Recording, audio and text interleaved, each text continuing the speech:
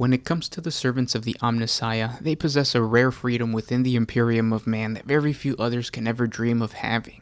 The Adeptus Mechanicus enjoys the privilege of controlling their own affairs and the liberty to govern themselves. However, this autonomy comes at a price. It is the Admech who is responsible for the maintenance and security of all the technological marvels that keep the Imperial war machine running.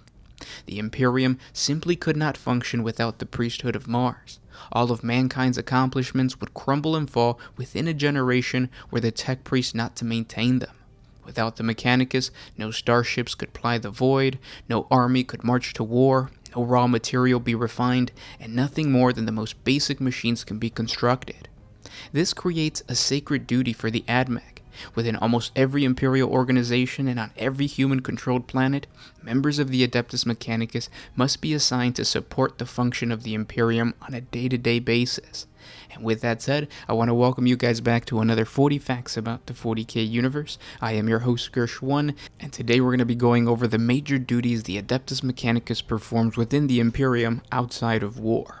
If you guys are new to the channel, we post Warhammer 40K lore videos every single day. What I try to do in these 40 Facts videos is create a lore portion in the beginning, a hobby portion in the middle, and then I answer the questions that you guys left off in the previous 40 Facts video, so a community portion at the end. If you guys have suggestions or any type of questions about the 40K universe, just comment down in the comment section below and we'll talk about it tomorrow. And if you guys like these types of videos, like I said, subscribe to the channel, hit the like button, share with your friends. That way you tell YouTube that you want to see more content like this and you'll see it on your feed. But with that said, let's get into 40 facts on the Adeptus Mechanicus' duties in the Imperium outside of war. The Adeptus Mechanicus can at times prove to be a decisive organization, for its members care little of the sensitivity of others. They engage in a faith that is entirely alien to the followers of the Imperial Creed. They speak in a language that bears little resemblance to High Gothic or any other planetary dialect, and they appear outlandish, even by the diverse standards of the Imperium of Man. Any God-Emperor-fearing person that develops any type of relationship with a member of the priesthood of Mars is deeply unsettled by the constant communion and adoration of the machine. And yet, as unnerving as these people are, the followers of the machine god are the only true caretakers of the machines that every single human in the Imperium needs for their survival. The most common and well-known role the Adeptus Mechanicus fulfills is the maintenance and protection of the Manufactorum scattered all throughout the galaxy, not just on Forge Worlds, but also hive planets. These are massive citywide factories that provide the Imperium with the goods required to keep everything running. From small parts to fully functioning and constructed machines, the Manufactorums pump out products at a never-ending pace. This puts tremendous stress on the machines that then creates a constant need for maintenance work. Most Manufactorums haven't stopped running since the Emperor still walked amongst man, meaning that multiple generations of servants of the Omnissiah have lived and died tending to the machine spirits of these massive constructs. Now, the advanced technology of these Manufactorums requires power, and power is supplied by the Genitoriums. The creation and operation of these Generatoriums are the function of the Adeptus Mechanicus, and the information behind their operation and construction are a closely guarded secret. Now, just like a Generatorium, there is a thing called a Gentorium, which is a vital part of a planet's survivability. The Gentorium provides a list of plants and animals that are either on the planet or will be introduced to the planet to make it more habitable. The Gentorium is normally run by the Magos biologists. Their duty also extends to searching for genetic impurities in the baseline human populations and in the hunting down of dangerous human mutants like rogue psychers. Another part of the Adeptus Mechanicus' role is being the caretakers of a planet's librarium. This is where all the knowledge in the Imperium is stored. Along with the Administratum, the tech priests store, guard, and reproduce what knowledge they can attain. In the age of the Imperium, where stagnation is the rule, knowledge has truly become power. So the Adeptus Mechanicus holds on to this control as tight as they can. And that is the lore of the role of the Adeptus Mechanicus within the Imperium outside of war. Now, there's more to talk about. I'm actually going to expand on the relationship between the Space Marines and the Adeptus Mechanicus in a separate video, all on its own. I'm also going to talk about the Adeptus Mechanicus and their role with the Imperial Navy, because they have, a big part to play within the Imperial Navy. They're giant machines, giant ships. And also, there's more to talk about for the Adeptus Mechanicus working alongside, what was the other one? There was another one that I was going to cover, but expect 3 videos in the future about this topic. If you guys have questions for me, or if you guys would like me to include a certain topic in the next videos, in the following videos, please comment down below. Now, no hobby portion today. Nothing too exciting is going on other than the Black Templars we talked about yesterday, but I did want to answer some of the questions that you guys left off in the previous 40 Facts video. This is coming from the 40 Facts and Lore on the Black Templar Crusade Fleets. So let's get into it. The first question I'm going to answer comes from, I saw it and now it's gone. Where did it go? Dean Tabone. Have any Space Marine chapter ever recruited from Katachan? This is a question that we get a lot on the Greater Good or the Greater Wogs, and also just in like previous videos. I've talked about this before. No, so the way that it works is a Space Marine recruitment world is solely under the control of the Space Marines, or they get recruits from there. Other than Terra, the Imperial Fists do recruit from Terra from time to time, aside from other recruiting worlds. But for the most part, no. The Katachan is the property of the Adeptus, or the Astra Militarum, which is governed by the Adeptus Administratum. Not Space Marines, not the Adeptus Astartes. They're 2 different factions. That's kind of the cool thing that was highlighted in this lore portion of, or in the lore portion of this video, is that like you have the Adeptus Mechanicus, that's their entity. You have the Space Marines, the Adeptus Astartes, that's a separate entity. You have the Imperial Navy, and then you have the Astra Militarum, Ministratum, Ecclesiarchy. So they're all like branches of the grander Imperium of Man, and they don't tend to cross, with the exception of certain situations, like I talked about with the Imperial Fist and Terra.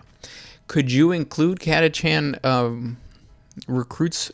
Yeah, you can, but they wouldn't come directly from Katachan. They would be regiments that were sent off to fight somewhere. Maybe their regiment was almost destroyed, and for whatever reason, a couple of soldiers were turned into Space Marines.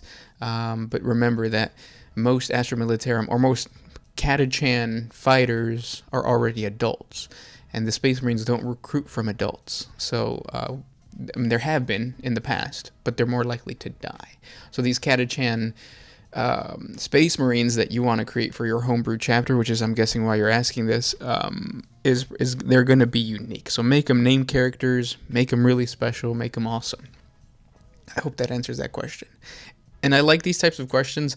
If you guys have more about homebrewing your own stuff, ask in the comment section below. This next question comes from Carlos Gutierrez de la Morena. So the Black Templars decided to have a fleet as a base for crusading and such. Cool. Who pays for all of that? Ships and equipment have to be expanded somehow. Who funds Space Marines? Space Marines fund Space Marines.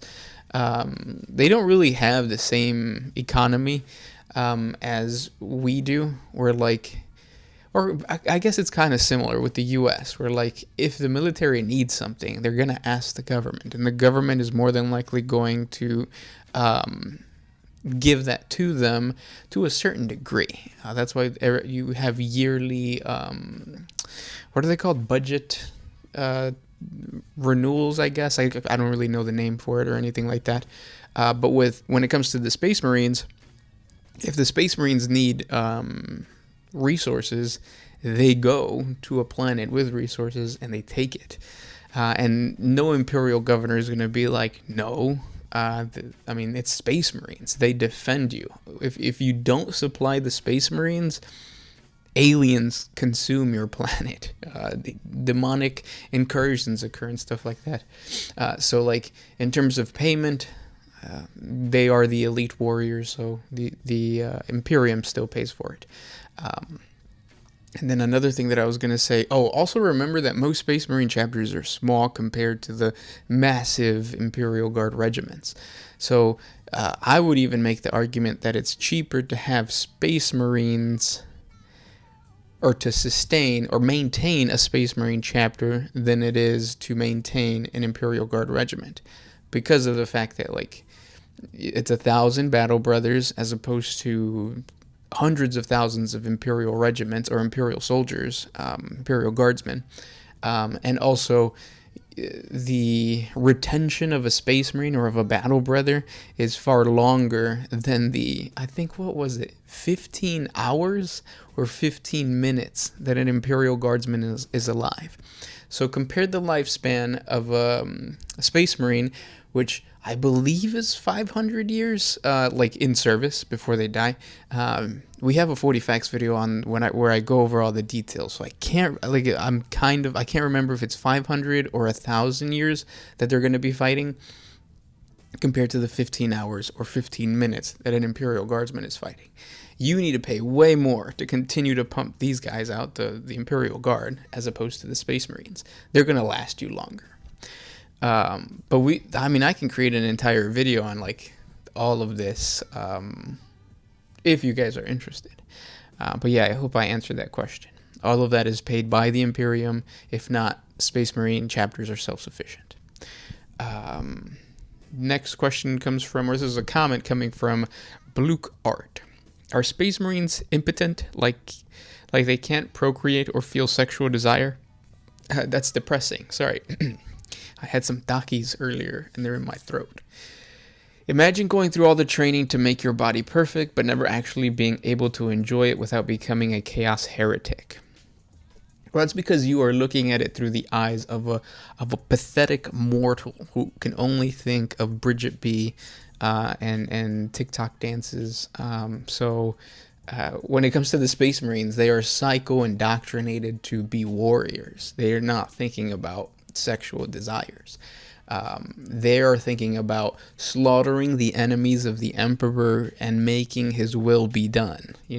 So it's not the same mentality at all. And yeah, they have no desire to procreate or anything like that. And it's not depressing because the Emperor in his gene labs designed it this way.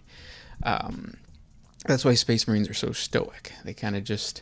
They were meant to be Space Marines, which is another stoic philosophy, right? Everything is meant to happen to you. That's the same concept for Space Marines.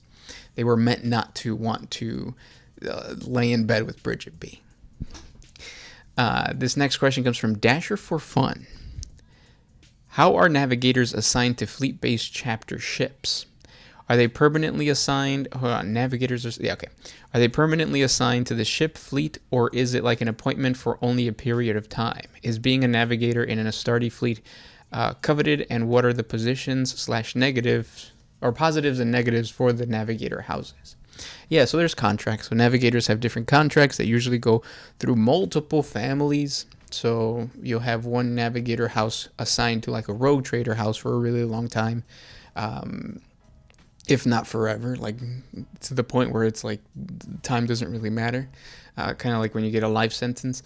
But yeah, that's how they are. And then sometimes you could just hire a Navigator for like a simple jump, depending on how big their house is and how much need there is for that Navigator to be hired out. Navigators are one of those pieces of the lore that's really fun to talk about during like RPG settings. So when you're actually getting into like a role-playing game instead of a tabletop game. So the Codex doesn't really have that much information, but these RPG games have a ton. And yeah, they're usually given over to a ship and they stay with that ship for a while. Next question comes from Damned Legion. Squats are coming back? Possible leak? I haven't heard anything of that. We already have squats. Squats already exist within Blackstone Fortress. It would be cool if we can get more models, but I don't know of any leak or anything. I'll look it up real quick. I don't know of any models for it or any talk for an entire chapter. No information. There's an old Horus Heresy teaser thing, but yeah, I think that's just the guy from Blackstone Fortress who's getting a model. Let me see if I can go back. What time is it? I think that's all the time I have right now. Thank you guys so much for commenting in the previous video. I see a lot of you guys, like that gay guy says, a comment for interaction. Thank you. So even if you do something as funny as like that, or just saying hi, it helps out the algorithm. It basically tells YouTube that you want to see more 40K content from us, and more 40K content appears on your feed. Sometimes not just from us, it's from other content creators. So yeah, keep that in mind.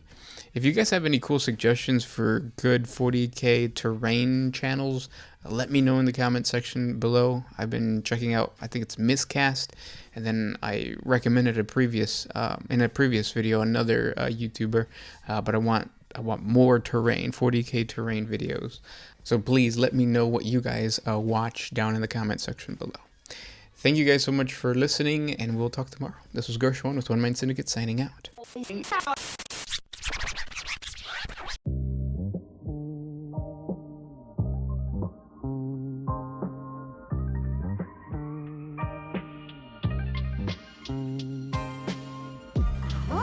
used to put my freedom first in any situation.